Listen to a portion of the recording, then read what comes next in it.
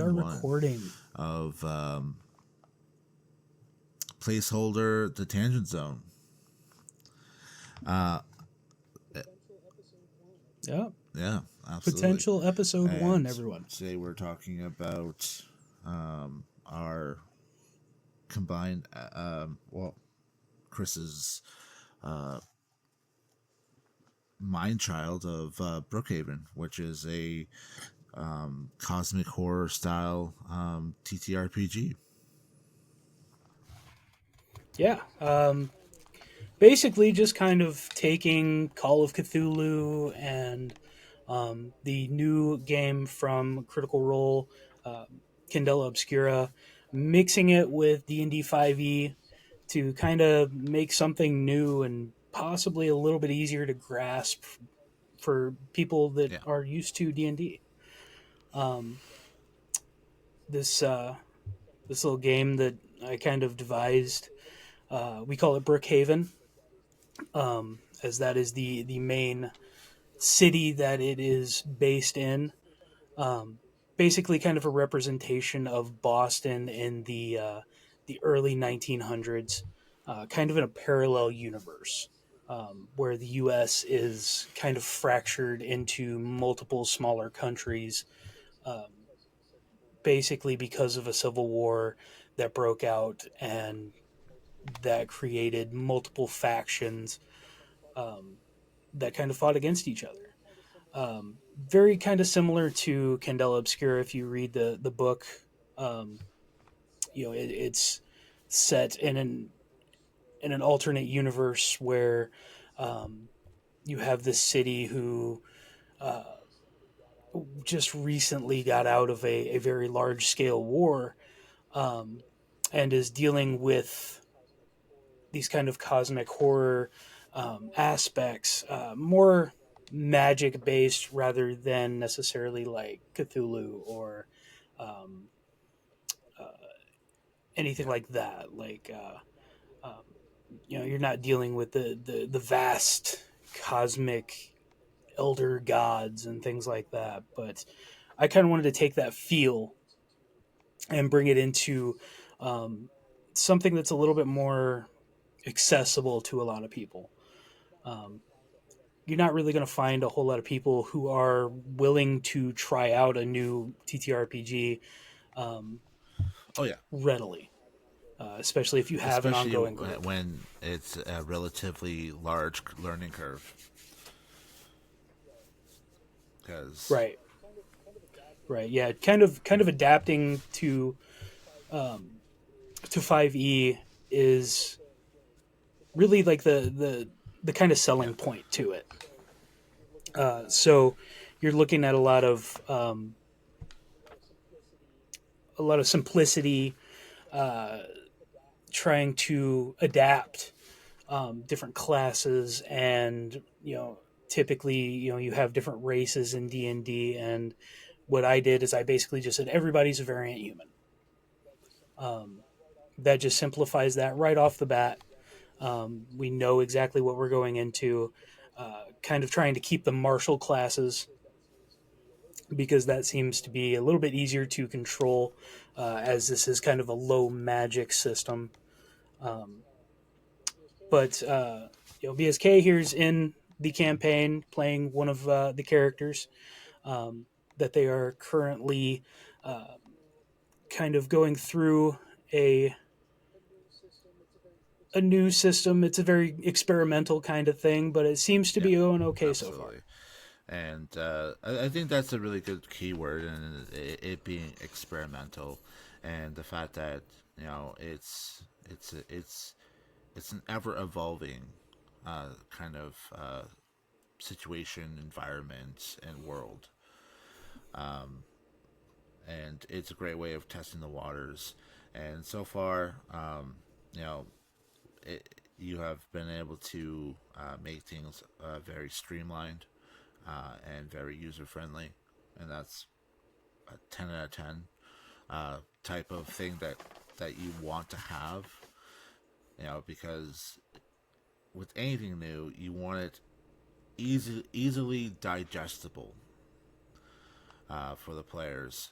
I mean, like, especially nowadays when, like, now that TTRPGs are now more mainstream, more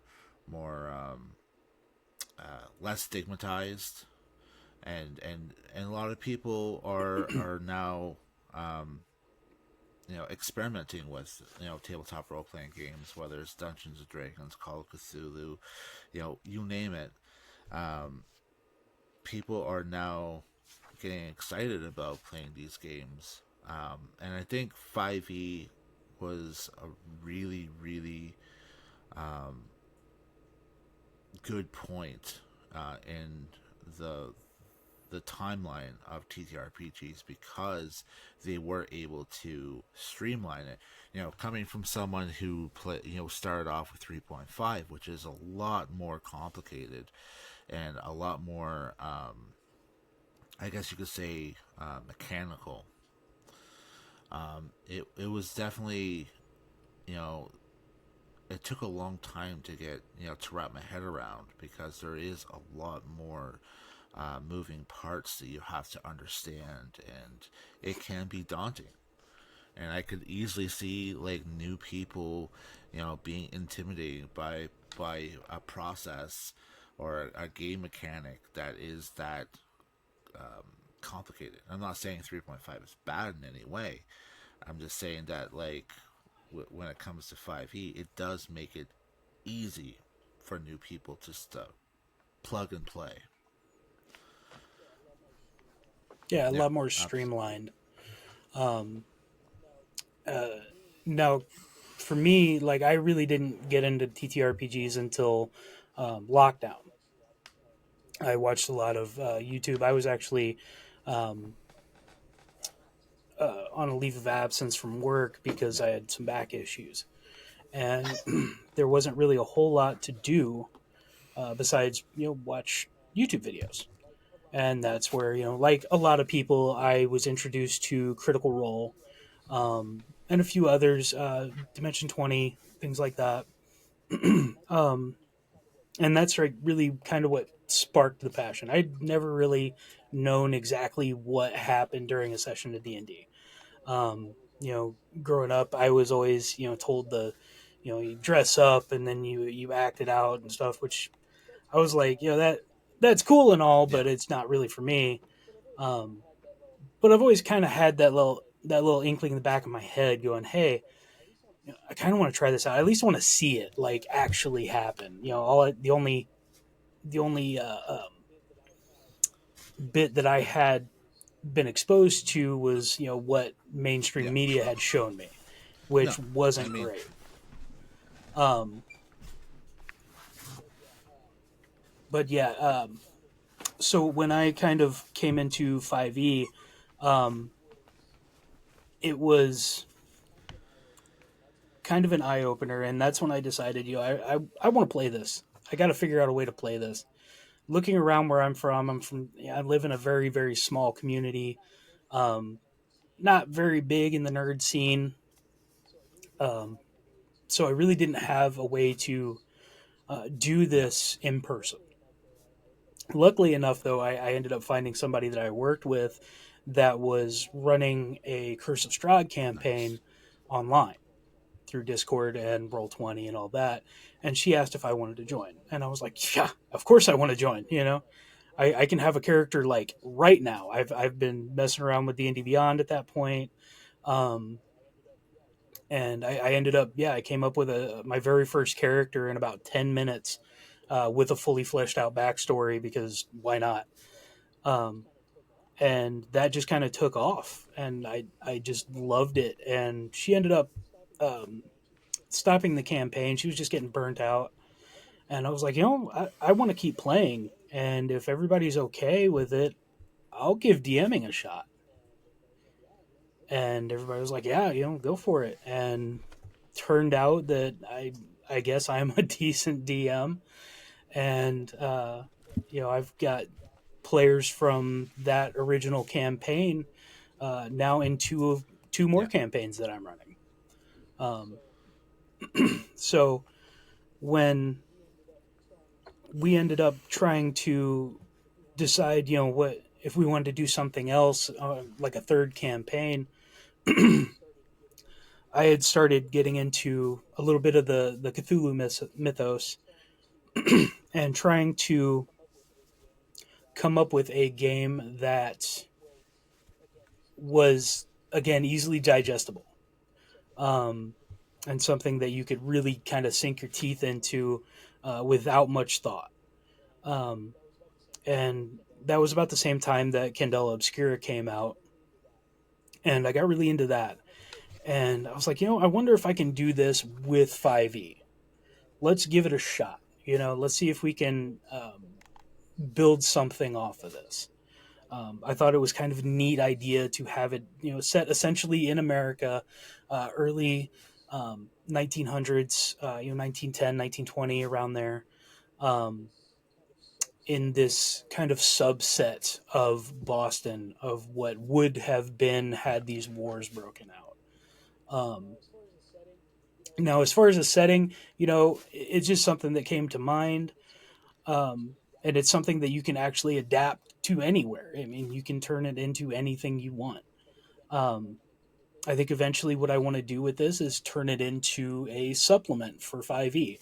I think that would be neat to be able to, come up with my own rule set that kind of flows with 5e. Um, Obviously, you're going to have different classes and things like that that you're going to be able to pick up that are going to be more themed towards this. But yeah, it's going to be it's already turning out to be a very Yeah, cool project. absolutely. And of course, there's going to be hurdles, and it's going to take trial and error to overcome these hurdles. And a lot of these hurdles are things that we won't be able to foresee. It's one of those. There's going to be a lot of hurdles that we're going to just end up stumbling into, and and I'm confident that we'll absolutely be able to find a way to either work around it or work with it or just overcome in general. Um, and like one of the Right. things I've noticed with a lot of like cosmic horror style TTRPGs is it's hard to it's hard to have proper cosmic horror in a game system uh, when you have like people who are typically used to um, like stories and campaigns being like um, role playing and combat, and in cosmic horror, combat really has to start taking more of a back burner because it's more of a it's less of a adventure, you're the hero type of story, as like you are more the survivor, and you're trying to uncover and survive what is happening to your character, what's happening to your character's world and environment. It's surviving an affliction to everything, and that's essentially what cosmic horror is. It's going up against something that is unfathomably big and powerful, and that is something that in every form of media uh, has a lot of challenges. That's why it's so hard to find cosmic horror movies and TV shows. Like it's hard to describe something that's undescribable. Right. It's basically as soon as you see something visually, it becomes not as scary. Like something can still be gross or huge, or you know times can seem bleak, but as soon as you can see it and can hear it and it becomes real, that's when it loses a lot of that Yeah, cosmic horror, that that feeling of isolation, that dread, that the feeling of feeling going of insane. being Um, insignificant as well, which is like, you know, that whole right. existential part of cosmic horror, which is like, in my opinion, a cornerstone when it comes to cosmic horror. It is just, it's all about scale, you know, and it's hard Mm, to show proper scale when you have something so absolutely big. You know, like, I would. It's kind of a weird example, but I was told that, on the planet Mars, there's a mountain there that is so big, it's so massively big, that you could be walking up this mountain and it wouldn't feel like you're really going up a gradient, because the mountain is so massive. You know, and it's hard to really, like it's hard to that's fathom. hard to fathom. You know, and that's the Right. same issue when it comes to like cosmic horror, is you're facing, an entity, or a concept that is so large and so powerful that it's hard to put a scale to that. It's hard to really feel that gravity of the situation, because it is something so unfathomable, so un hard to imagine. You know, and that is Right. always going to be a challenge, but it's it's it's it's something that, you know, a lot of good horror movies really, focus on, is sometimes less is more. You know, the less you show of a monster in a monster movie, the more scary it can be.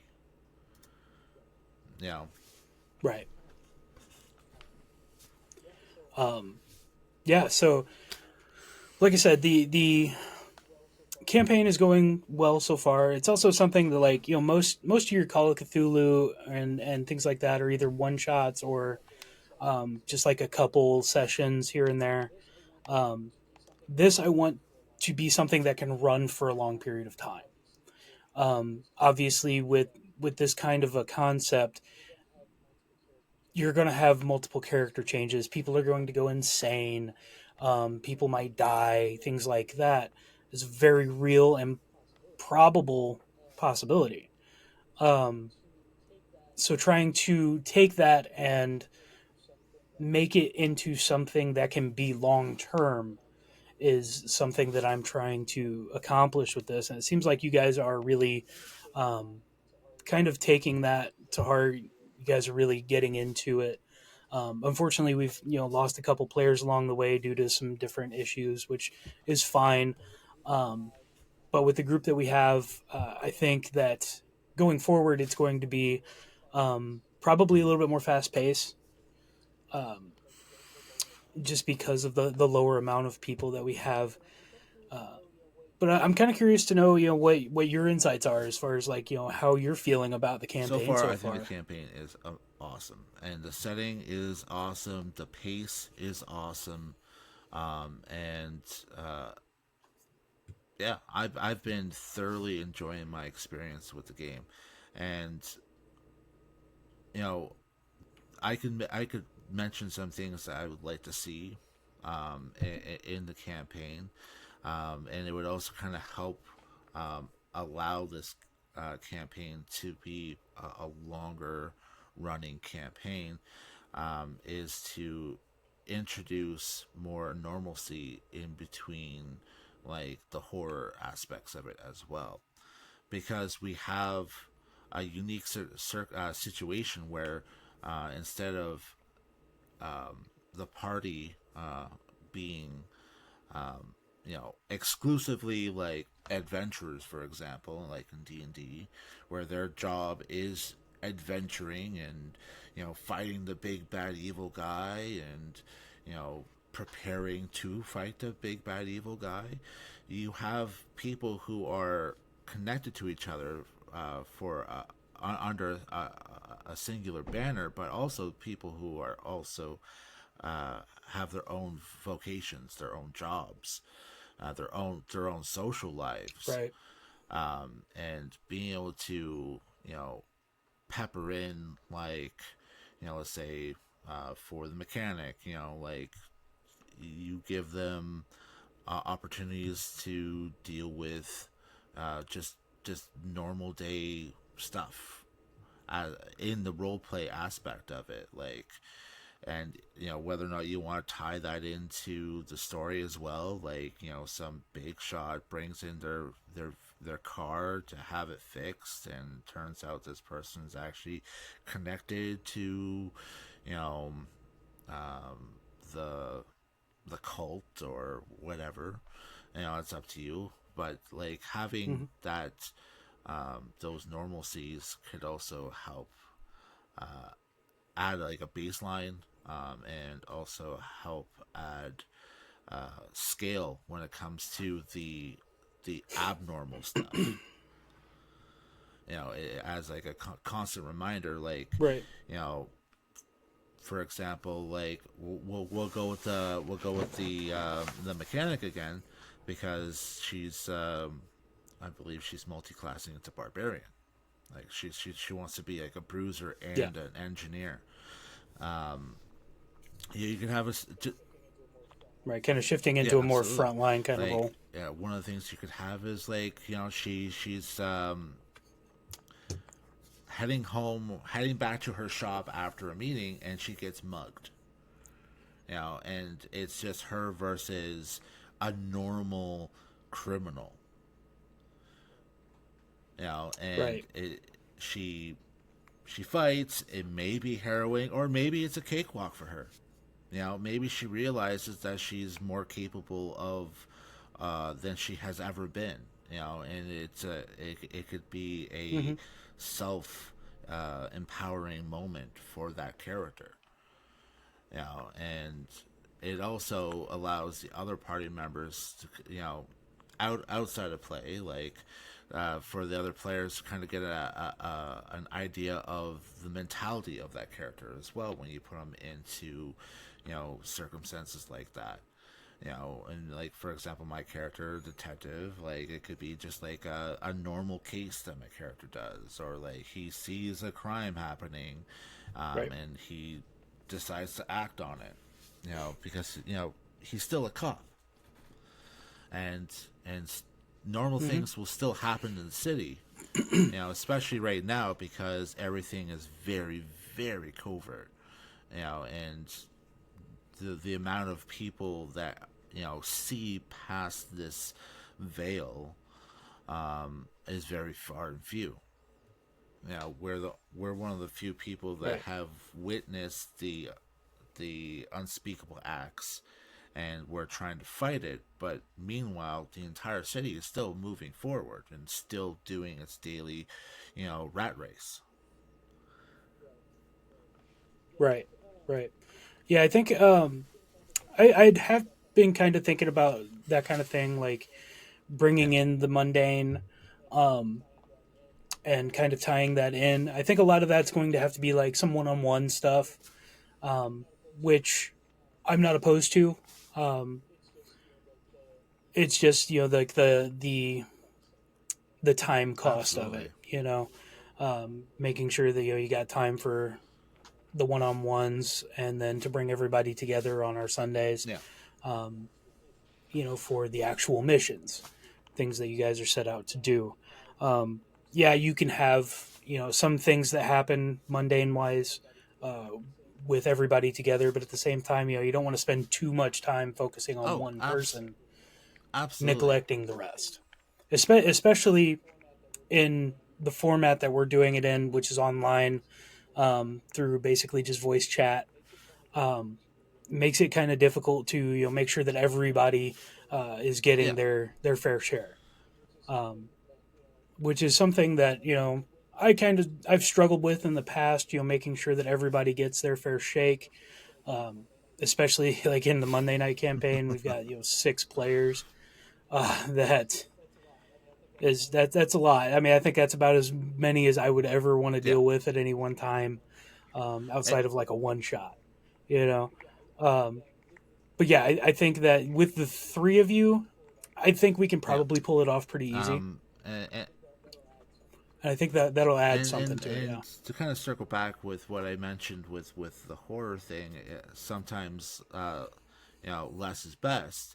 It doesn't have to be like this really drawn out type of circumstance. It could just be a small peppering in the game. You know, it doesn't have to be like a half hour you know uh, uh, event where it's just one character being highlighted. It could just be like you throw a mundane situation where one of the characters is clearly more suited for it, and they deal with it and they move on, and then later on down the road you throw another option out, another interaction possibility where another character is specialized in it, and you just pepper in those normal moments, just so you can have that scale, you know, Right. because that will ultimately, at least in my opinion, it'll ultimately make the scarier moments more scary when you have a baseline. When you can reinforce that baseline of this is normalcy and this is where you are right now. Like you are 200 Right. degrees, beyond normal, and that can really help your players also get into that mentality of like my character would be absolutely losing their mind on this. Like they would be, freaking out, just full of dread, full of terror, or my character would be absolutely pissed off and over the top, just Right. angry. Like it depends, but having a baseline Hmm. can also really help um, when it comes to storytelling. And yes, the nature of the beast is time management. As a situation where all DMs have to struggle with. It's a common strife of all DMs is time management, and the more people, Right. the more players you have, the less time you have to really give towards your players. It's that common thing of like you divide a pie into 16 pieces, everyone's getting a tiny piece of pie. You know, Hmm. but so far, speaking for the multiple campaigns that I'm in with you, like you do a really good job making sure everyone has their moment to shine. And for Monday campaign, for example, I like uh, I like my character being kind of like a background character. Um, like sure like he has his moments, but like I intentionally run my character to kind of just be like a background character where like off in the sideline there's a little bit of shenanigans happening, and it's like, oh, that's Umi, like Yeah.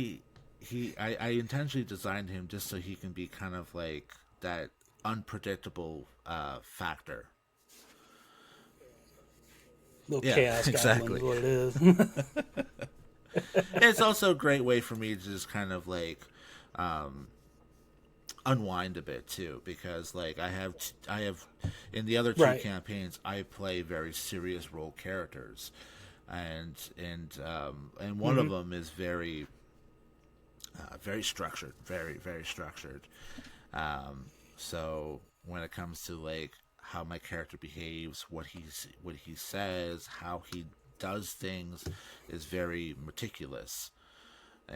And having a character you can just kind of just be silly with is a great way to kind of just you know relax and kind of get all those things that have been pent up that you would love to do with your other characters but can't. So it's always good to have at least one silly character that you're running with, and Monday night is Right. perfect for that. You know, and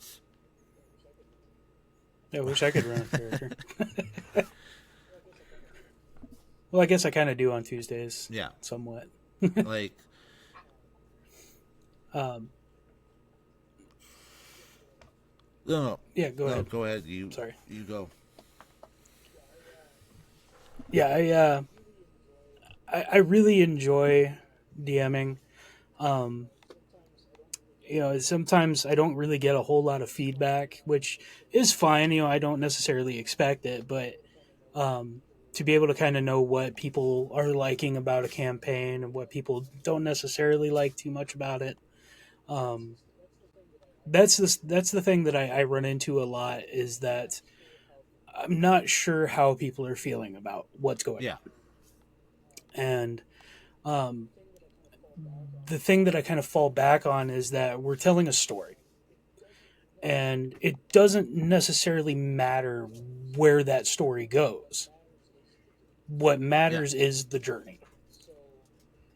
So I might have an idea of where we're going with it, but in the end, it all boils down to what happens to get there, and to be able to call back uh, from the distant past of a campaign and bring in things um, that the characters may yeah, have forgotten about, that kind of elevate the level of stress or um, excitement about the story. And sometimes that's hard to do. Me personally, I'm not the best note taker. A lot of the stuff that I do is kind of on the fly. I do a lot of improv, kind of depending on what you guys are doing at any given time. Um, like I said, I have kind of a general idea of where I want something to go, but if it doesn't go there, it doesn't go there. I yeah, can figure it out.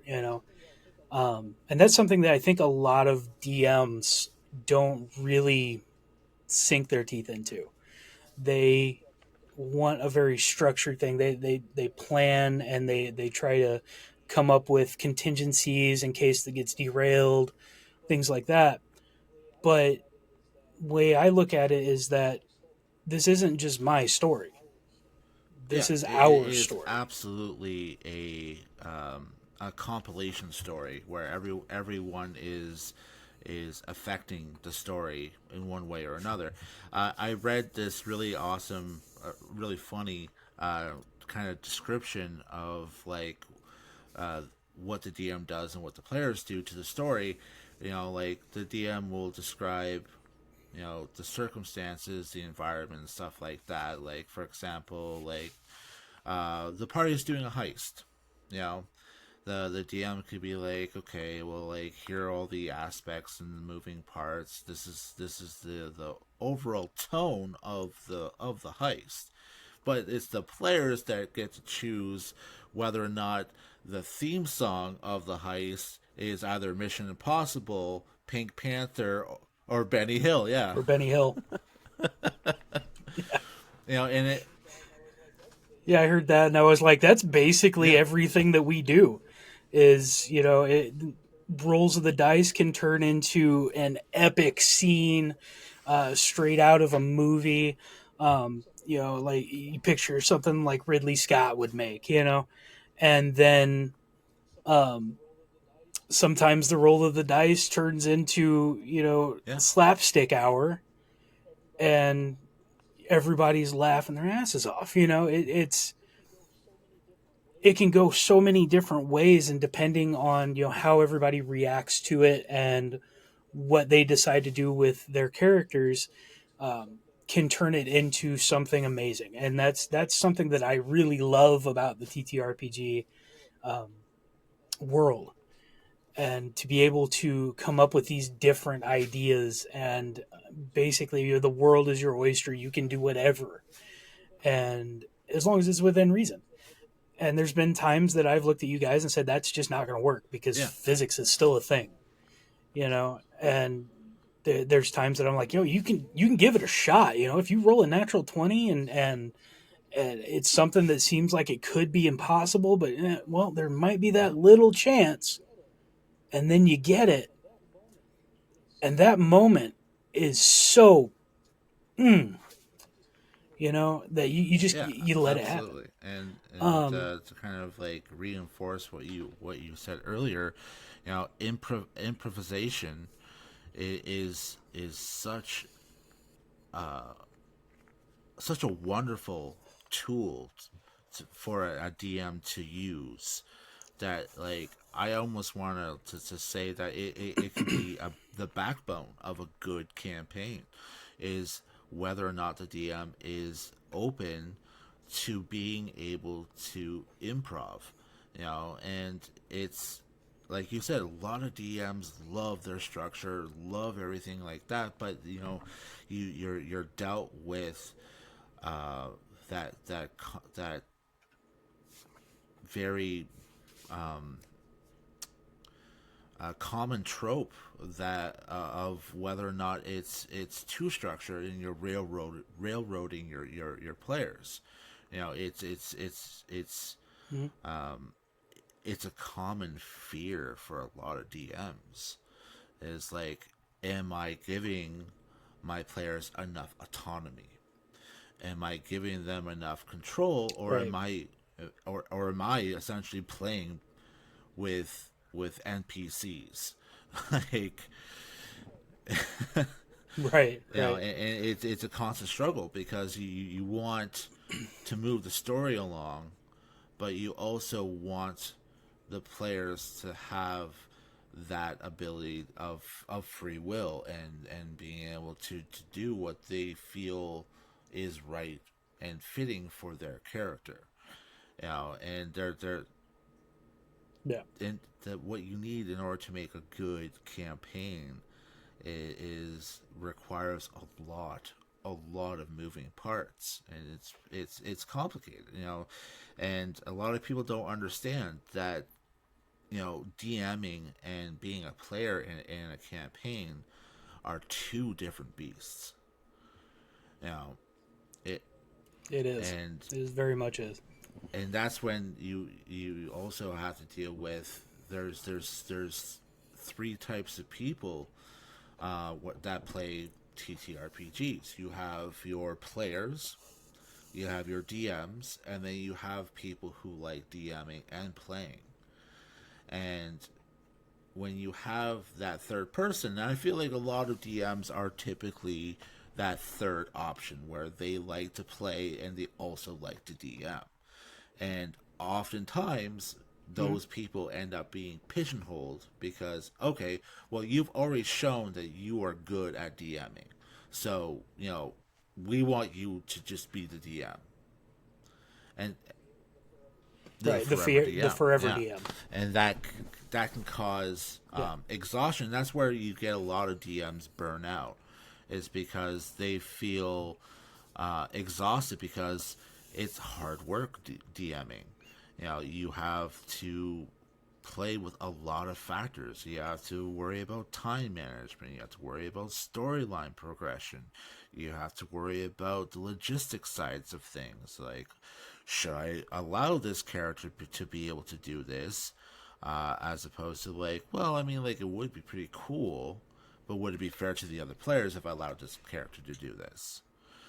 You know, like, hmm like, it's a lot of questioning yourself. Um, the one thing that I think that I have that a lot of DMs don't, and the reason why they get burned out is, like I said before, the amount of planning that goes into it. Okay, typically for me at least, and I know I'm kind of the exception, not the rule, is when I go into a campaign, I have a rough idea of what we're doing. Typically, I set up the beginning pretty much on paper. Like I will write out everything. A good example of this was our the beginning of the Brookhaven campaign. Um, I wrote out a monologue of basically giving you an overview of the city and then taking that and bringing it in to yeah, the first mission. Um, Starting it off with the quote from H.P. Lovecraft, um, that the oldest and strongest emotion of humankind is fear, and the oldest and strongest kind of fear Yes. is that of the unknown. That immediately sets a tone. And like I said, with me in particular, when I go into a session, after that kind of first initial um, setup, I don't really necessarily have a plan. I'm going off of what happened the last time and Yeah. moving it into something new. I know you guys are on a mission, or you guys are trying to accomplish something. And okay, so let's roll with it. What do you Yeah. want to do? You know, that's where a lot, like I said, a lot of the DMs that they get the burnout because they're constantly trying to think, oh God, they're going to this place, they got to do this thing, they got to find this artifact, or they got to do whatever. Where I'm like, let them do what they want to do. Okay, they're coming to this new area. I can think it up on the fly. Okay, all right, what you see is a rocky outcropping. Up above it is a cave entrance. It's dark. You can't see very well. You can feel cold coming out of it. Was that planned? No. It Yeah. just sounded cool in the moment. And I don't put a lot of brain power into it necessarily beforehand. I do think about it here and there, to kind of give myself ideas, but for the most part, it yeah. just comes out. And again, that just goes to show you the strength of how beneficial improv can be when it comes to DMing and allowing the characters to fill in the gaps of the story. When I DM, Hmm. I kind of create what I call a skeletal story, where I have just the base parts of just the structural base parts of a story, of like, okay, these are important points that I want to eventually have happen. How the players get to that is in the wind. Doesn't matter. Yeah, it doesn't It's matter. up to them. They'll eventually get to these points, but I want these points. These are points that are going to happen, regardless. It doesn't matter if they Right. are directly involved with that event, or if they're on the other side of the planet. That event is still happening, and eventually they're going to have to deal with the aftermath of this event happening. Like, for example, you know, Hmm. there's a bomb that's going to go off in the city. It's up to the players whether or not they are even aware of the bomb. You know, and Hmm. if the bomb goes off, they're eventually going to have to deal with a giant crater or the aftermath of it in one way or another. But if they find the clues and they find the reason behind it, they might be able to stop the bomb. But that bomb is a Right. consistent aspect. It is not going anywhere. Yeah, Right. The world moves on whether or not the players do exactly. anything about it or And, not. and that's just it's real life. That is something that I think about quite a bit as far as our other campaigns. Is there's things happening throughout the worlds that may or may not affect the players. Um, your big bad is Yeah. doing things. They're not just sitting idle Yeah, waiting to be they're killed. not just maniacally sitting in their You know, throne waiting for the bad guys to kick in the door. right, I've been expecting you. right.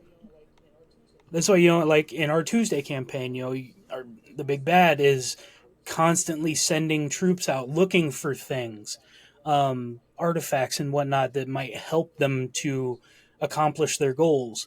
Every once in a while, you run into their soldiers, and you have to fight because they're looking for you because they know that you guys are the strongest force in the area at the moment, and they know that you're trying to build Yeah, an army to fight them.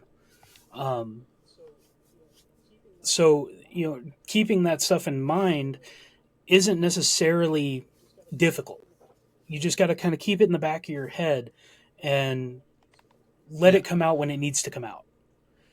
Um, and it's not necessarily like you have to reach this certain area and then this happens. It's, well, this actually kind of makes sense for it to happen right yeah, now. Let's go ahead and throw it in. And again, trying to kind of reiterate, like the giving DMs, especially new DMs, the right tools to absolutely. try it out. Not everything has to be written down. If you're doing a pre-written module, all right, that's great. You don't have to stick to the book.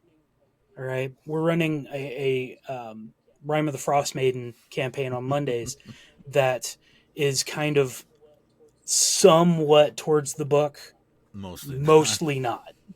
I mean, you're the things that you're doing are things that are in the module. How you're getting to it and some of the people you're meeting along the way Yeah, aren't necessarily there. And I kind of do that because I know a lot of people, they get the modules, they buy them, they want to read through them, they want to see the new classes, the new this, that, and the other, and they kind of end up yeah, spoiling the story for themselves. Not necessarily on purpose, but you learn it throughout yeah, osmosis essentially.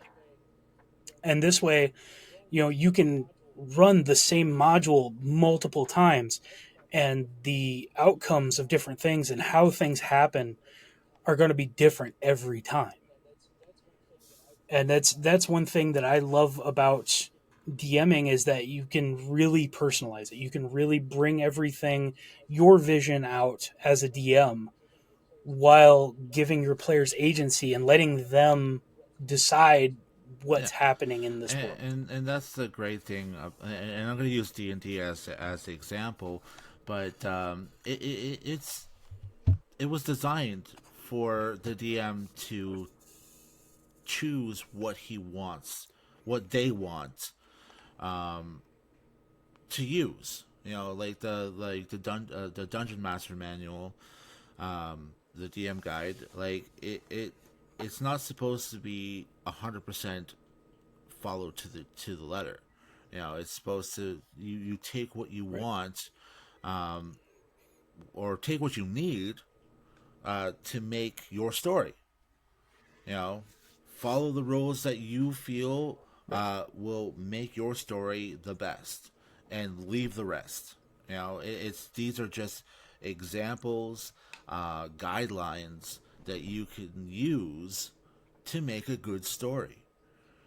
And a lot of people, Mm-hmm. I think, forget that. You have all these rule abiding people who are just so strict when it comes to, like, well, the DM guide says this, and technically that's wrong because of this. And it's like, at the end of the day, the DM's God. The DM decides ultimately Right. what happens, what doesn't happen. And if he thinks that you need to roll a charisma check to to pass a test that would normally be another type of skill, that's ultimately the DM's decision. And sure, the player can be like, well, I mean, like, isn't that typically this? And the DM can be like, yeah, sure. And you have those circumstances where the DM just, like, um, made a mistake. Oh, well, thank you for reminding me of that. Right. Right. Yeah, yeah. Please do this instead. You know, or he's like, technically you're right, but I have an alternative. I have an ulterior plan. Um, that's why I'm getting you to roll this. There's something else that you don't know. That's why I'm getting you to roll this. It's ultimately the DM's decision, and and Right. having a over focused, rule abiding DM or player can be a detriment to a campaign as well.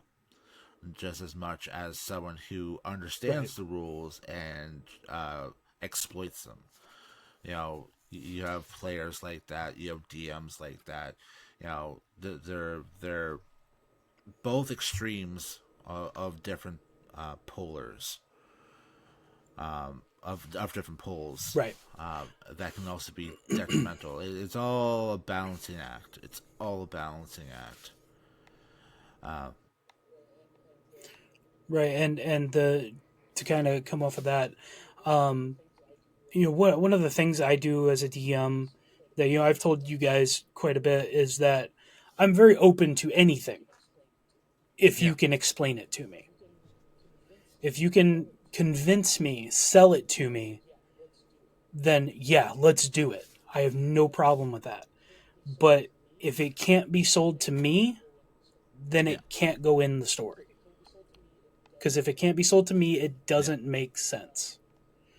Um, I run into that with a lot of different checks and things like that that I ask for, and there's quite a few times that I'm like roll this, and somebody says well shouldn't it be this, and I'm like yeah actually yeah you're right let's do that.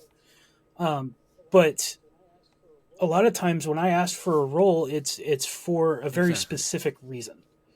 Um, I want you to roll a strength check instead of an athletics. Why? Because it's not necessarily an athletic thing to do. It's Yeah, pure brute mm, strength. That's what we need. Um, you know, why am I rolling a dexterity check instead of an acrobatics check? Okay, well, you're not trying to jump off of something. You're trying to move out of the way of something. All right. You're not going to be doing an acrobatic thing in yeah, the spur of the moment. It doesn't make sense. Now, if you can say, okay, well, this happened and then I had to get my leg up and then push off with one leg and kind of flip myself, okay, that makes more sense. Yeah, go ahead and roll that yeah, acrobatics check. And that's again, what I say when I'm talking about, sell it to me. I want to give you guys the most amount of agency as I can while also keeping in mind what makes sense. absolutely. And then you have the other you know aspect of it, um, which a lot of DMs incorporate, which is the rule of cool. You know, Right. at the end of the day, this is a story. Your character is supposed to be unique in some way. It's supposed to be an Right. entertaining, thrilling, exciting story. And if a player comes up with a really cool idea that wouldn't necessarily be the most logical or easy to pull off, a DM can pull the rule of cool card, going like, this is actually really cool. It's really thematic. It's well thought out. It's very smart, or it's just overall cool. I want this to happen. Please, I'm going to give you an opportunity for this to happen.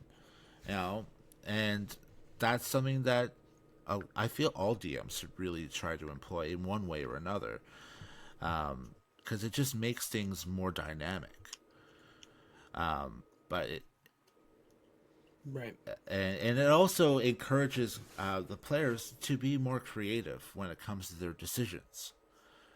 Like Right. um, you, for example, like you're in the Brookhaven, like we'll say that we're in a shootout, and my character sees like a, a pan, like a frying pan, hanging from the ceiling, like in one of those like racks.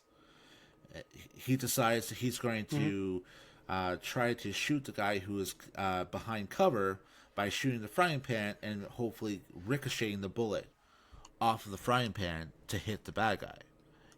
That could be a rule. That could be one of those Right. situations where you have the rule of cool. You're like, okay, well, like I can't really see that really happening in real life, but I'm going to give you a chance for this to happen because it's really cool. You're Right. That becomes a, I'm going to set a higher DC to see if that works, but you're Yeah, going to have that chance. And a lot of times, like specifically like say with your character where, if you take an action to do the steady aim or to take your bonus action to do a steady aim, um, and you get the advantage on the shot, you know, use up every advantage that you can get, yeah, try and make this work. And you get it, and that the moment that it works, you know, all of our players erupt, yeah, and it's amazing. And that feeling, and yeah, your heart's pumping, and it's a great feeling all around when stuff like that goes off. And like you said, a lot of DMs don't do that. They try to stick with rules as written, or they only employ it when there's something that's really really neat. Um, but just every once in a while, if somebody comes up with something, just, yeah, try it. Let's do it. And personally, I think I'm pretty lucky with the group that kind of we have throughout all of our campaigns.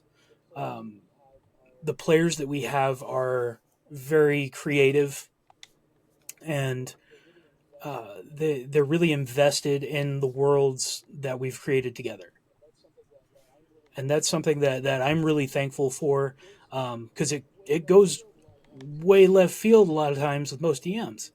You end up with people who really aren't invested in it, or they aren't creative. They don't really want to have that experience. They want to have the Critical Role experience or the Dimension 20 experience. And we're not Matt Mercer. We're not Brennan Lee Mulligan. And to kind of bring it into focus, you got to look at it and be like, look, I'm going to do my style of DM. If you don't like it, that is fine. I hope you yeah, find somebody who does. But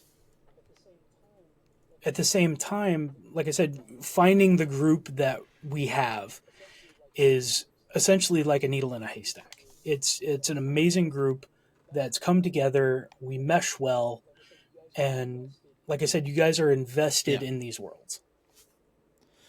And just to circle back again, um, it comes back to improv.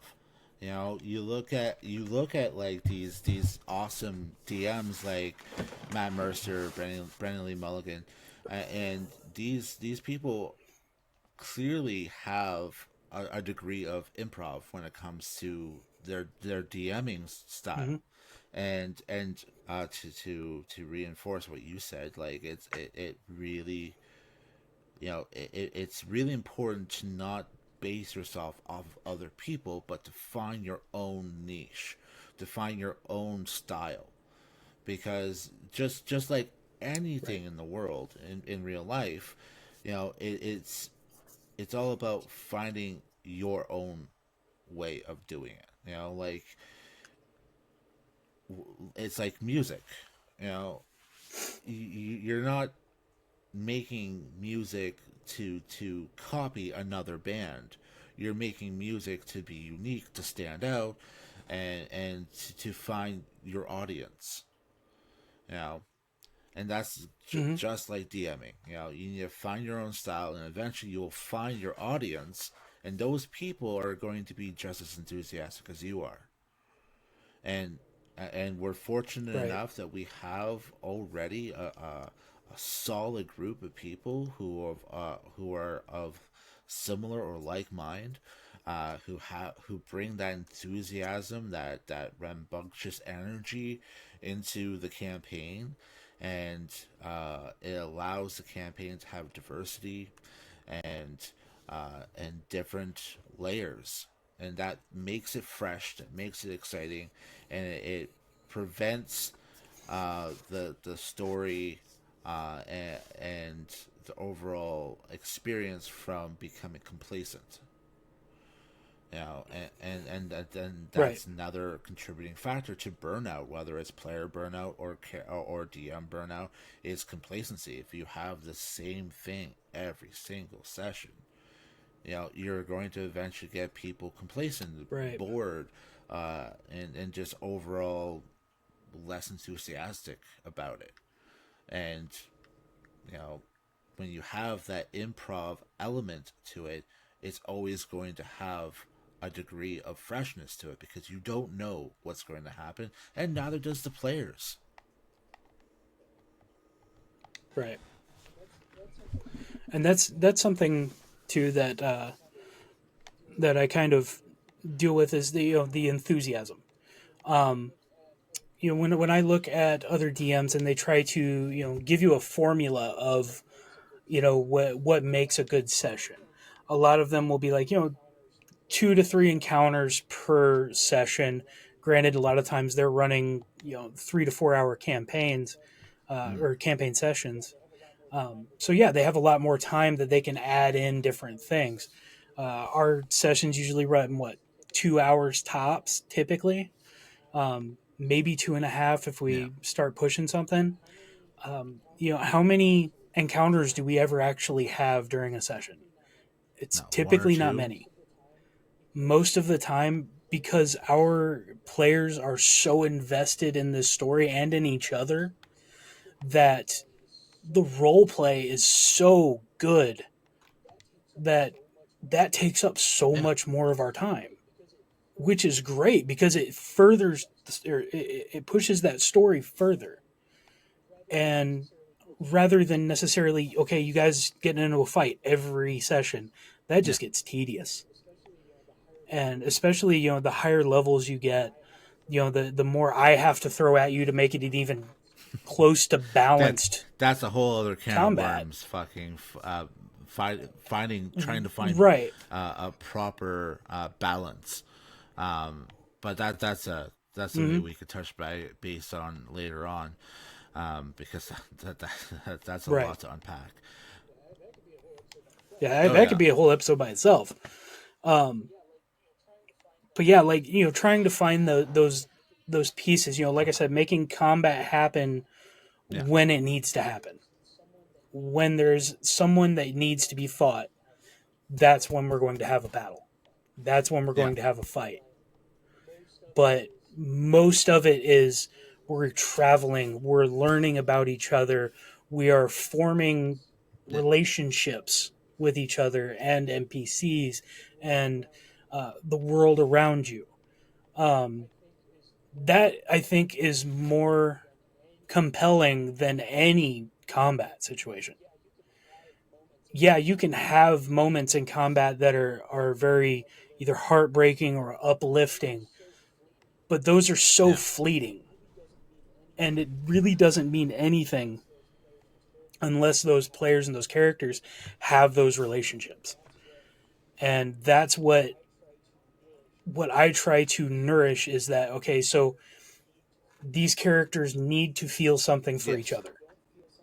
If they don't feel something for each other, what are we yeah, doing over here? What's the point? You know, who cares, if we find this ancient relic or whatever if nobody's going to yeah, be together at the end of it? exactly. What's the And point? character development is such an important element when it comes to like a good like um, campaign, in my opinion. You know, especially when it's a campaign that allows role play to happen. Like not all campaigns are geared towards role play. You have your typical dungeon crawlers where Right. it's you know it's it's basically just combat and puzzles, combat and puzzles, and then Right. Combat, puzzle, yeah, loot. and then Combat, like puzzle, loot. and then the That's your occasional formula. very rare moments where the characters have a safe place, and most of the time that is just to rest and prepare to continue to rinse and repeat. And some people love that, and that's Right. okay. But aside from those dungeon crawlers, role playing is a very important element, another cornerstone when it comes to a good campaign. And one of the key components of that is character development. And when you have a group Mm-hmm. that are properly engaging with each other, creating bonds, creating relationships, or creating strife and creating friction, it all adds towards the overall story. It makes the story more engaging, and it also allows environmental aspects to also interact with the role playing and the character development as well. Like you're in a very um, tense political city where like there's this hardcore campaign going on, and all of a sudden the party is split because one half of the party thinks that this person should be the ruler, and the other half thinks that it should be the council, the council that's in charge of the city, and then you have an environmental accelerant towards more role play. You know, and that Right. also can change the overall um, chemistry between the characters as well. You can then have people holding grudges against each other, or uniting together that were at one point at odds with each other, and going, oh wait, you think the same thing as me? Oh my gosh, like we have a connection now. Like there's so many cool things and amazing things that can happen, that can either strengthen bonds or sever them, and create amazing and unique interactions between the players, and that makes it exciting. That there's that dynamic again that makes things fresh. Right. And yeah, like one of my big things, and you know this, Yes. is backstories. I love a good backstory. If you can give me a good, well thought out backstory, then I can tie that into the world and give it purpose and bring that up in the campaign. Okay, so this character lost his family in a fire when he was very young, and he was adopted by some old lady who um, was a cleric in this town. Um, okay, maybe another character had a backstory where their parents were marauders or something like that, and it turns out that their parents were the ones that burned Yeah. down the house. You can bring that stuff together and reveal during the campaign, and that creates bonds, or it creates friction, and that kind of role play is what really Yeah. moves those characters. It's what really brings it from here to here as far as Absolutely. quality, and making your players really want to be invested and getting to it. Especially like in our Tuesday night campaign. You and your character and Thraklis were kind of Oh at yeah, it odds was for quite a intense. while, and now they're like Yeah, they're they're bros. close. I mean, yeah, and it was amazing to kind of see that transformation just because of the role play and reveals of Yeah. things that have happened. Or I was afraid to show my true self, now I'm showing you. And the appreciation that he had from that, um, it almost Yeah. it moves you emotionally, and that's what we're really And looking that for. kind of also leans heavily on the player, though. That leans heavily on the player, and it Right. leans heavily on the character's background.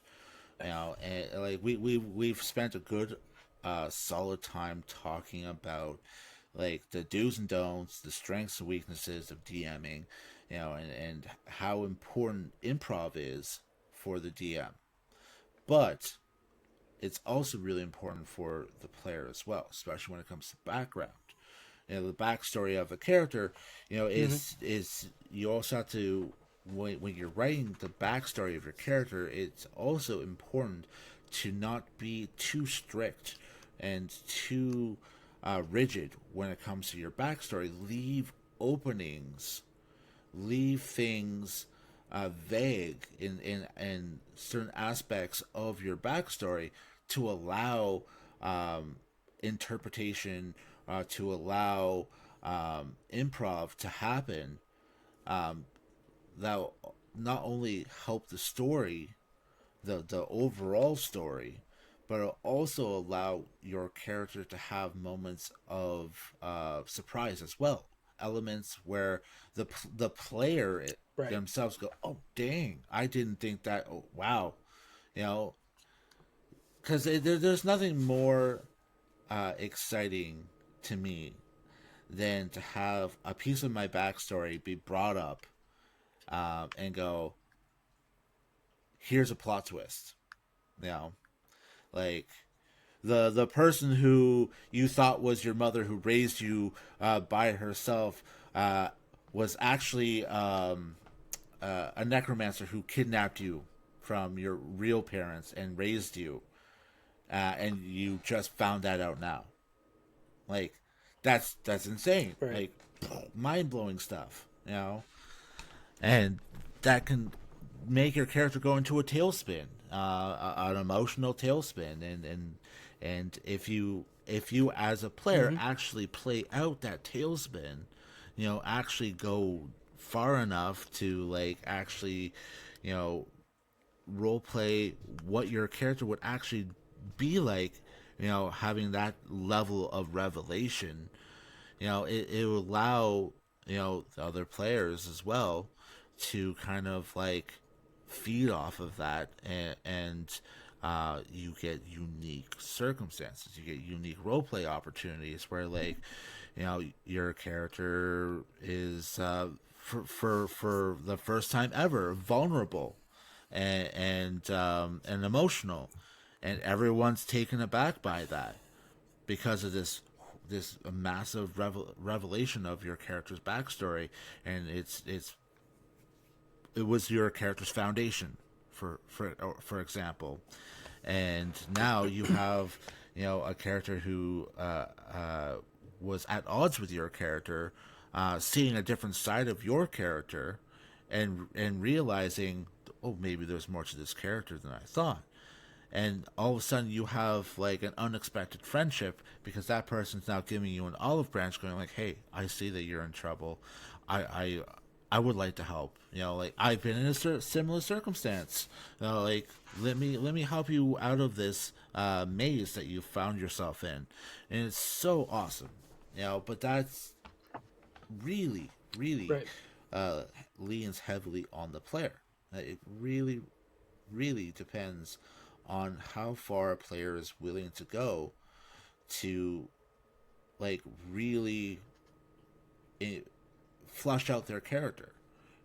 It's who is your character? What mentality do they have? Are they a typically happy person? Optimistic, bubbly, or are they brooding, or are they scared all the time because of past trauma? Do they have PTSD? Like, these are elements that are not necessarily outlined clearly when it comes to, like, your manuals, but things that you learn Mm-hmm. innately by playing. But Right. it really makes the whole thing uh, kind of congeal together, to become a singular thing, like a singular story. But it really falls on the shoulders of the player as well. Like, it's like you said, it's not just your story; it's everyone's story, because everyone is. It's It's our our story. story. Yeah. You insert the Russian theme song, but like, but Right. but it's it's really interesting how complicated like all of it is when you dissect it and break it down to its individual parts. Now it's and when you when you have like a well running campaign and you see it for uh, you know all these moving parts that are somehow working together to make this an awesome campaign, it allows you to appreciate it that much more. Right. Like the one kind of metric that I use a lot to kind of determine how I'm doing or how my players are viewing my campaigns is it's going to sound kind of bad, but it's whether or not I Yeah, can make them I cry. mean, Um, like the actual player. And that's happened a couple times now where something happens and I get a player that gets choked up because something happened, whether that necessarily is sad or a joyful kind of thing. Um, either way, it doesn't matter. But to me, like that raw emotional response to this world that we've created, um, that's the sign to me as a DM that I'm doing something right. But that's also in the yeah, player that they've invested enough emotionally um, that when something happens to their character, that is a visceral response oh yeah, from the player, and and go ahead. yeah, the just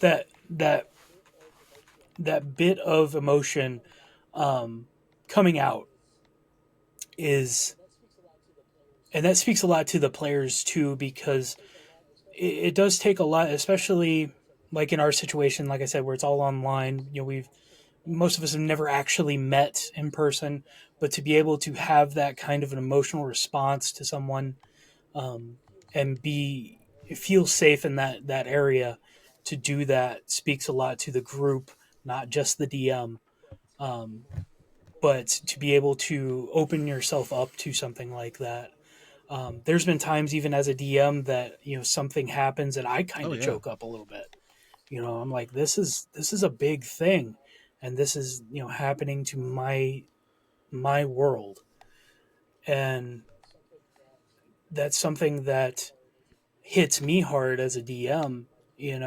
When my players have made this thing happen that uh, makes me come forward emotionally. That is a big thing, and I give a lot of props to my players. Um, like I said, we have a great group, and it's a group that, like I said, is willing to um, put forth that emotion and that level of acceptance of this world. Um, that's what makes this whole thing possible, and the reason why we've been able to go on for as long as we have. I absolutely agree. And like, it kind of reminds me of the saying like all good lies are founded off of the truth. Now, you could almost say that all good characters, all good roleplay characters, stem from in one aspect or another from reality. You know, and I think that's just really it's a really hard thing to do, but if you pull it off, it's magical. It's literal. It's as close to real life magic as you can get. Is if you're able to actually Right. incorporate real emotions with your character. You know, like Yeah. and this kind of goes all the way back to backstory again. Character development is you need to make a character that is not infallible. Like you need to make a character who is intentionally flawed in one way or another, because Hmm. everyone in real life is flawed one way or another. And when it comes to character Right. creation, when you're creating a fictional character, you need to make those flaws. You need to make those emotional or intellectual flaws, or physical flaws, to make your character more relatable, or more real, more tangible. Just like, Right. like having a character that is very arrogant because they were raised to be very arrogant because they came from a very aristocratic family lifestyle. That's what they're used to. That was their norm. And Right. then all of a sudden they got thrusted into a completely different environment, a completely different world where that is extraordinarily abrasive, and they're finding that out, that Right. their behavior is actually a negative, and it's a journey for Right. that character to kind of come to terms that there is a dynamic character flaw that they are exhibiting, and that is something that they have to work on. And if you give your character a flaw like that, something that they can, you know, uh, you know, a self-made strife, it makes roleplay so rich. And then when you finally Right. get Yeah. that to that point where your character has that breakthrough, that it's emotional. And if you're playing with other Hmm. characters, other players that are just as invested with their characters like as you are, like I can't even express just how dynamically emotional those moments are. Like you said, it's enough to actually bring real emotion, like to make people cry because people are so invested, and things become so intense. And I was told that what defines art is whether or not that piece provokes an emotion, right? Right. And if the story is good enough to provoke real emotion, that is proof alone that you're doing good. You know, that's proof enough Right. that the role playing is that good. Like I said, it goes back to like all these moving pieces. You know, you need to have those players in that are willing to invest in their character, invest in the other characters as well. You need that cohesion. Whether it's your traditional we're all friends, or like I fucking hate that guy. Like it doesn't matter because it's a strong emotion. Whether it's hate or love, it's a Right. strong emotion that fuels awesome role play.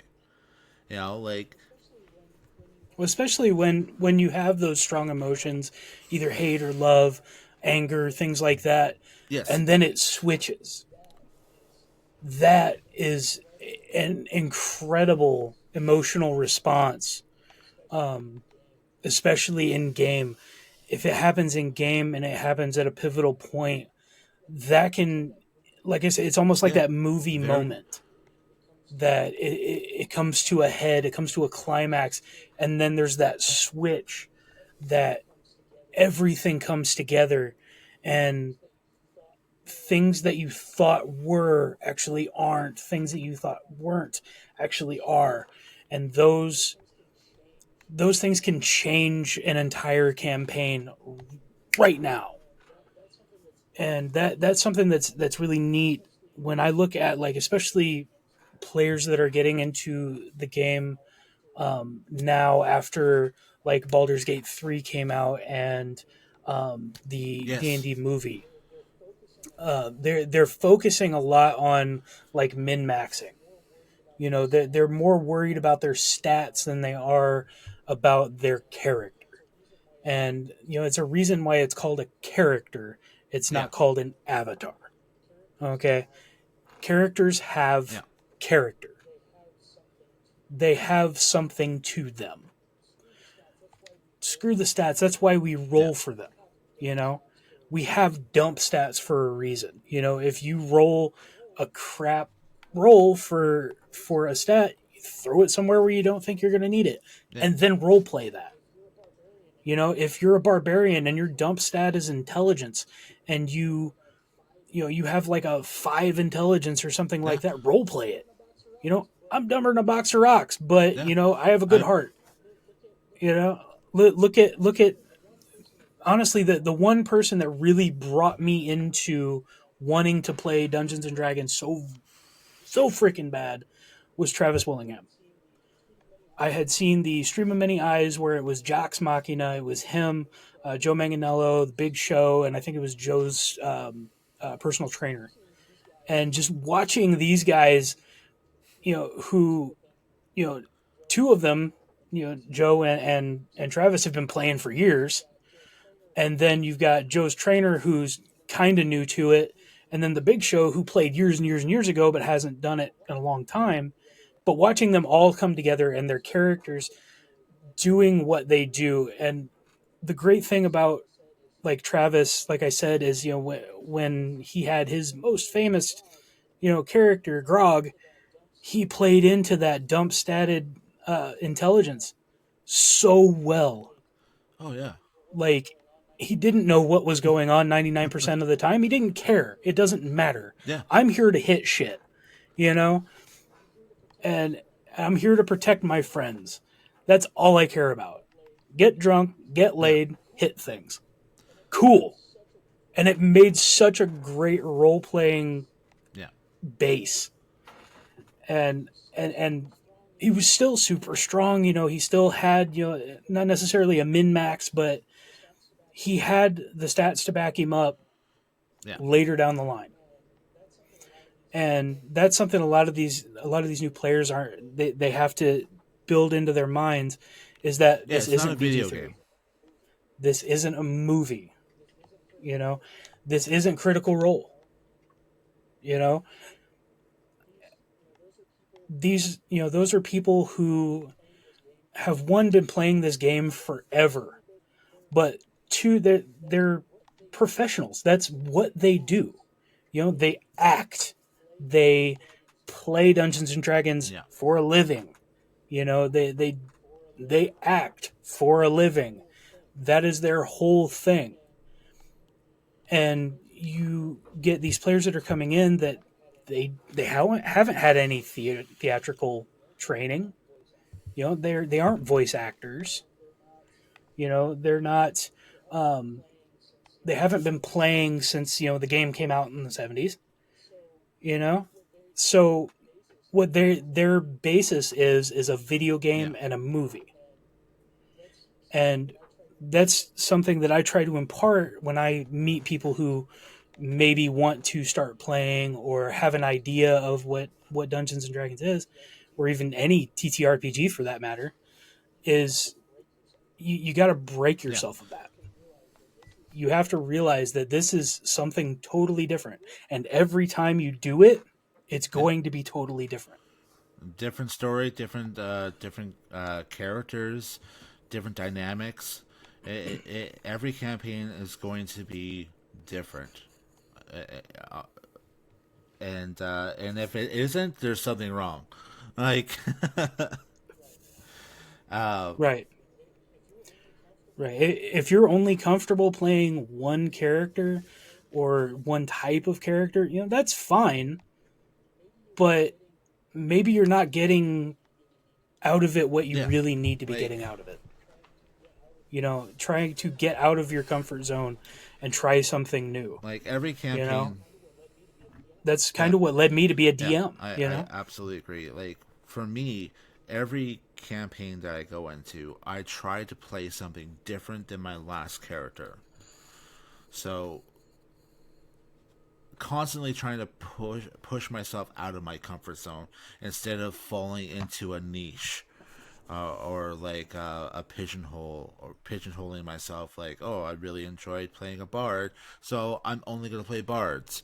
um, like I've had campaigns where I started the campaign playing one character, and like, you know, um, several sessions in, or many sessions in, I realized that I'm not enjoying this character, and it's taking away the excitement that is playing like Dungeons and Dragons, for example.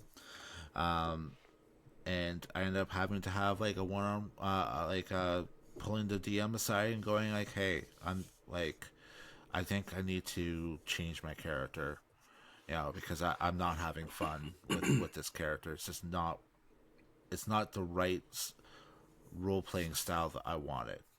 Like, like Right. I made a backstory. I made a character. I thought it was going to be really cool to play, and then in actuality, when I'm actually playing the character, I found myself, having a lot of setbacks because of either character stats or class limitations that I realized I didn't want, or I did want, out of the experience. And so Mm. I've had to re-roll characters before on the fly, and it's one of those situations that is really difficult to deal with, though, because there's that level of uncomfortableness when it comes to realizing that, like, you have to, like, perhaps make a new character, and you know is the DM going to get upset about that? Like, are the other players going to get upset about that? Like, I remember. Well, and that's where something that communication is key. Um, that's a lot of times players have an issue with, talking to a DM about that kind of thing, because they think that they're either going to be scolded or they're going to be told no and all this, that, and the other, and they just can either continue playing a character that they don't like or they Yeah, end up quitting the campaign. And that's again something that as players, your yeah, DM is there for you. All right, and if you're not having fun, then what's the point? exactly. Why are It's we not a doing this? job. You're not getting paid to do it. So, This is supposed to be fun. right, right. And I mean, I luckily I haven't really run across anybody having any real big issues with their characters. Um, we've changed a few things here and there, but for the most part, everybody's been cool with their characters, or they write it out, or they make Yeah, it into something that maybe it wasn't necessarily supposed to be. But yeah, they try to work with what we have. Otherwise, and I say it every time we start a new campaign, is that if you're not comfortable after a few sessions, if you don't like your character, we can retcon. We can figure out a way to exactly. make it And work. it's all it's Um, trying to make yourself Yeah, open to and do that. it really leans into how important communication is. You know, um, Mm-hmm. without proper communication, nothing is going to improve. And that's when you get Right. burnout again. If a player doesn't feel comfortable communicating with the DM that they're not having fun because this, that, or the other thing, then it's just going to lead to resentment, and a lack of enthusiasm. And I've played campaigns where there are players who are just playing without any enthusiasm at all or passion, and it really affects the whole party. When you have someone Right. dispassionately playing, it brings down the overall vibe of the campaign, and it really sucks. And it's just like, what could we do to make this better for you?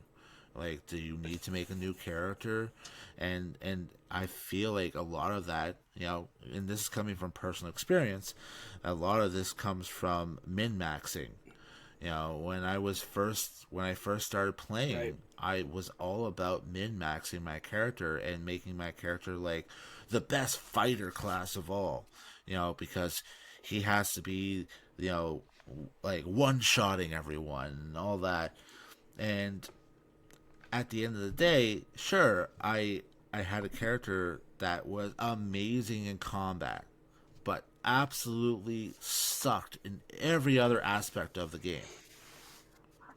You know, like I Yeah. didn't put enough effort into character development that he wasn't Hmm. easy to role play. And because I min maxed this fighter, he didn't have a lot of skills to back him up outside of combat. So like when it came to like deception or performance or you know any of those skills that are used more outside of combat, my character was absolutely horrible at it.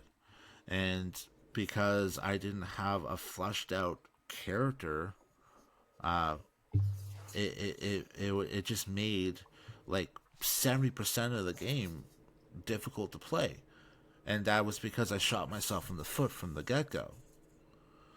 You know, I focused more on Right. stats than I focused on character, and that's one of the things that I had to learn the hard way. Was that character comes first, stats comes second, because it doesn't Right. matter if your character is like you know has horrible stats if your character has awesome like um awesome backstory and just like awesome uh, just character. Like uh, there's so much opportunities that open itself up to you. You know, like Right. when we had that small campaign on Sundays. I had that character who was a Warforged fighter. You know, but I played him as a very um, unevolved character, like um, almost like in a almost childlike in a Childlike. mental infancy. You know, so I wanted to make a Hmm. character that would eventually um, be molded by its environment. That was my initial goal. I wanted to make a character that was essentially a clump of clay that got shaped depending on the circumstance and environment that they went through, and depending on like Yeah. uh, the interactions with other characters. So like if he was with a bunch of like really fucking selfish, evil characters, he would probably slowly adapt to become something similar to that, a variation of that. Or if he was with like a bunch of altruistic characters who cared about law and the greater good, my character would eventually adopt that because he's adapting to the environment because he was in a state of mental infancy and he's learning from his environment. And I thought that would be a really cool thing to play. And although his he wasn't particularly smart or wise, you know, and sometimes I played heavily into him not being smart or wise. It opened so many like funny, hilarious, and overall kind of cute moments, uh, roleplay wise. Right. Yeah. It was definitely interesting, especially like from my point of view during that campaign, because like I said, I've never finished a Yeah, campaign as a player. I've never been able to. Um, but to be able to kind of try out a character that I had in mind, you know, as this very charismatic fire genasi, who is kind of, for lack of a better term, middle aged, um, even though he was half elf, half uh, Yeah. genie. Um, he was essentially going to live forever, but he was kind of in that middle age as far as humanity's concerned. He's seen things already, but he never really did anything. Um, but he kind of knew his own self worth uh, to kind of go into situations Yeah. with confidence. And that's something that is, at least me personally, that's kind of my own personality. I have no problem going into situations that I've never been in and I can speak my mind because Yeah. I'm just that way. And to be able to kind of take my personality and put it into a character in a world that can do way more things than I can do is very Yes. empowering. Absolutely. And that's something that's really kind of neat because like my first character that I ever created was a drow war cleric, and it was just kind of an idea I had off the cuff, and came up with a backstory for it, why he came out from the Underdark, all that, and I was really starting to get into that character, and really getting ready to branch out and reveal some of my backstory to the other characters in the party, and then the campaign just Yeah. quit. And that is one of those things that I feel like is more common than it should be, for players, especially new players. They get going into a campaign, thinking they're going to be in it long term, and then it just ends because either there's scheduling conflicts, or the DM just doesn't want to do it anymore, or the rest of the players quit. That kind of stuff, and it's kind of sad, but at the same time, like something that I kind of want to put out there is that that's No. not every campaign. Every campaign that I've run has either finished or has Yeah. been going for years. I don't want to end a campaign just to end it. I'm going to Yeah. finish the story one way or the other. If I have to find new players to do it, I will do it. That's how you got involved. I we had some players that dropped out. We didn't have enough. Guess what? I'm going on Reddit. I'm looking for, people trying to find games. And okay, message me back. Usually it's the first couple people. I'm like, hey, let's get on voice chat. Let's talk it out a little bit. See if we mesh. I'm going to let you know right now. I'm incredibly offensive and I don't care. And if you're sensitive to that, you don't belong in my campaign. Yeah. You're not going to have fun. Um, but at the same time, like, when we get people like you or like Ty who come in and they're open to that kind of role play, because there's things that get a little sketchy, especially consent wise and things like that. That you know, it's Yeah. things that happen. You know, and I'm going to let the story play out the way it's going. I'm not going to censor myself because somebody Yeah. else is offended. If you're offended, I'm sorry. That sounds like a you problem, you know. But at the same time, I want to be respectful. But I think that kind of mindset when you're going into a campaign, to be able to be open and not let everything trigger you, that's going to help with keeping campaigns Absolutely. going. And it also kind of go falls on to intent as well. Like there's a difference between being intentionally offensive and being accidentally offensive, or Right. or just like being misunderstood, and people being offended by something you said, and then realizing that's not what you meant.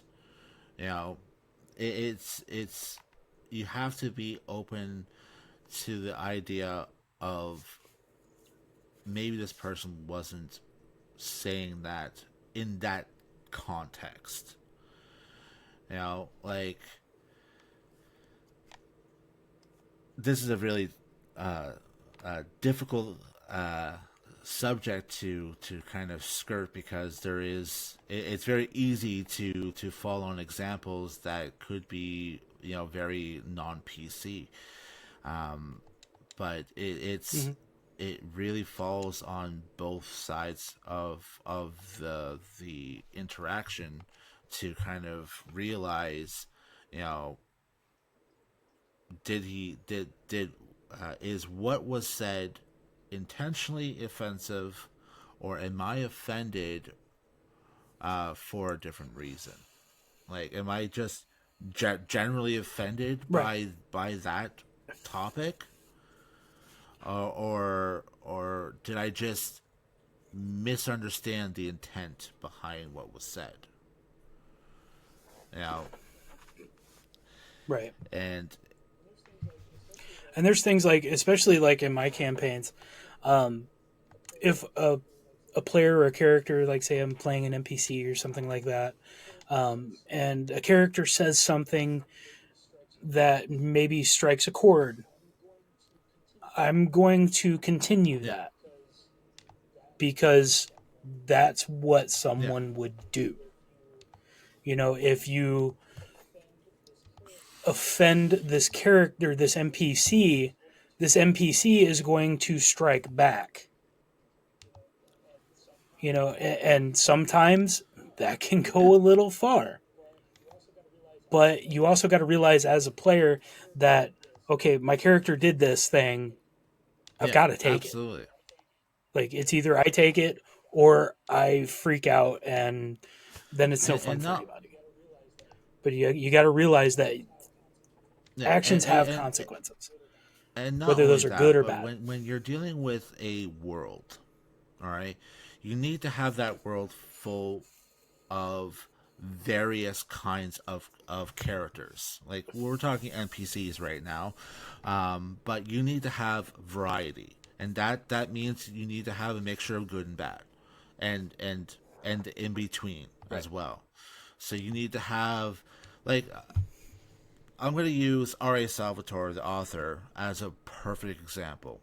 All right, because in his stories you have sexism, you have racism, you have non-consent situations.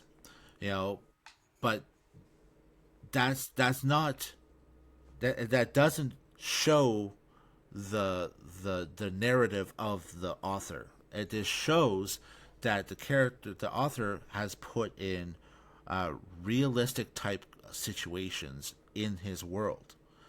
You're going to have Right. And I'll note that anybody who hasn't read the Driss series from R.A. Salvatore, yes, do it. It is so good. Even the prequel trilogy, go ahead and just knock that out because I mean, perfect. That is great writing. It's great lore. It brings you into that world. But yeah, if just as a side note, if you haven't read the at least the prequel trilogy of the Driss yeah, series, like do so. it's like I said, it has so many realistic elements to it, but these elements, if you take them and isolate them, they could be seen as offensive. You know, absolutely. But Absolutely. that's the point, though. It's supposed to be offensive. It's supposed to highlight the flaws of society, and like that there are people like that. There are people who are misguided or just overall assholes. And it and the story is like Arya Salvatore's story it does an amazing job talking about how like an overall societal viewpoint can be wrong as well. Like for example, with the Drow city of Menzoberranzan, it is a matriarchal society. Is that the proper term? Hmm. Yeah, Yeah, where matriarchal. the females are seen in high regard, and the males are seen as third class citizens. It Yeah, and they're typically bigger, stronger, yeah, more adept. Um, Yeah, and like he really touches on a lot of different things, and it seems like a lot of these kinds of themes in literature and the games and stuff like that are essentially being canceled, um, rather than taking them for what they are. Looking at, okay, so specifically like the Drow. Okay, the Drow are looked down upon by basically Basically, every species, everyone. right? Everyone thinks Yeah, immediately they're evil. Okay. Yes, it's an allegory for African Americans, well, essentially. yeah, However, however, when you look at it and you see the intricacies of it and how specifically like Drist comes out of that and proves yeah. people wrong, not only in his actions, but in his deeds, his words, the way he presents himself. Okay, that is such good And not storytelling. only that, but from a story perspective, it's important and almost crucial for the main character in any story to have strife, because that is needed for character development. If nothing bad ever happened to that character, it would be a pretty boring story, you know. And to Right. have a character who is, you know, is has to deal with such strong stigmatism about his race, about his culture, about everything about him, his His gender, gender. everything about him is you know, crippled by some form of stigmatism. It it allows the character development. You know, yeah, the Right, growth that exactly. growth. And if you took that out, then the story wouldn't be the same. You know, it's just like, you know, let's talk about the anime Avatar: The Last Airbender. You know, there's a lot of Yeah. moments where the characters in that anime, you know, have to deal with strife. To have to deal with difficult and uncomfortable situations, and those are moments where either the character learns from his mistakes or doubles down on his mistakes and becomes kind of a bad guy. Like, these are the make or break Hmm. moments of a character, of like, you've been put in a crappy situation, what are you going to do? You know, are you going to rot? Right, and that's something that that kind of breaks the idea of tropes because it's something that happens quite often, but at the same time, it's always fresh. Yeah, It's always new.